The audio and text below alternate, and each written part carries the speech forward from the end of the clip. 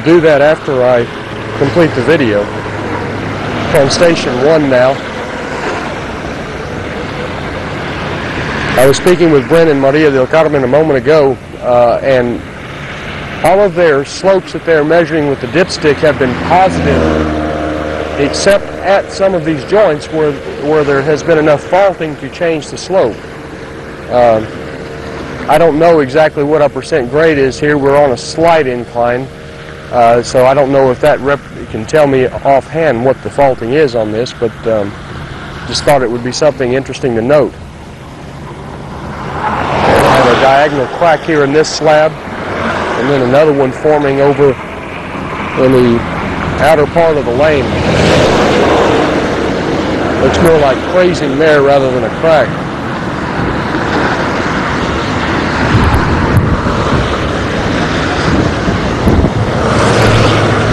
Moving on down the test section.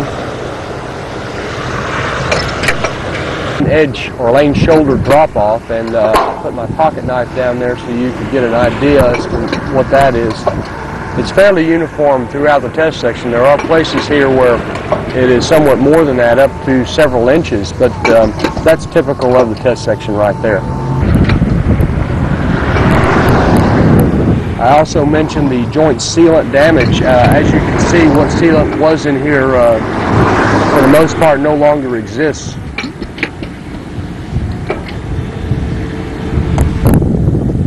And you can see that there is some faulting in there. There are some joints which are faulting much worse than this. 69.5, which is at station 1 plus 95 within the test section. That is the best landmark we have out here. And that's something I can't miss. This is the falling weight deflectometer. It's a brand new unit just received in the past several months. Dynatest unit, and it has been nothing but a smooth operation all along with this equipment.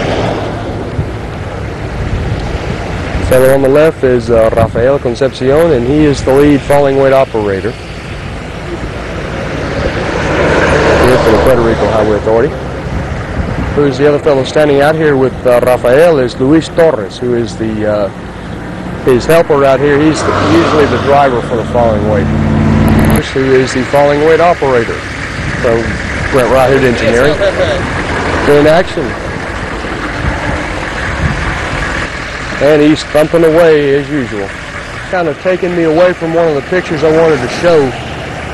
As I think we saw before, we have places where there's some vegetation growing in the lane shoulder joint. But in this one area, there's just nothing in there. It's just a very open joint. There's nothing that's stopping the water from just flowing right down in there into the supporting layers, which are unbound. And you can see more instances of that normally occurring downstream from a joint.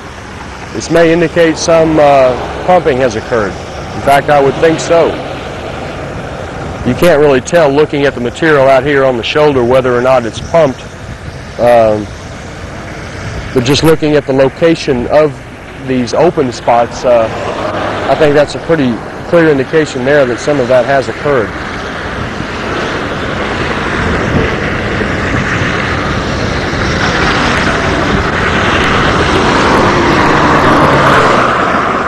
Coming up on station 3, and a corner break here on the right corner of the slab, of the lead slab.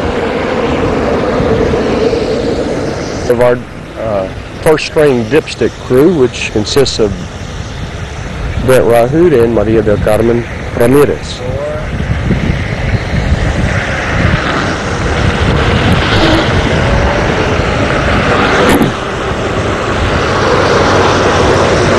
These places where we have, what we see throughout here is the places where we have the greatest lane shoulder drop-off is always just downstream of a transverse joint. In many cases, like I showed you before, we have no vegetation there, and I would tend to think that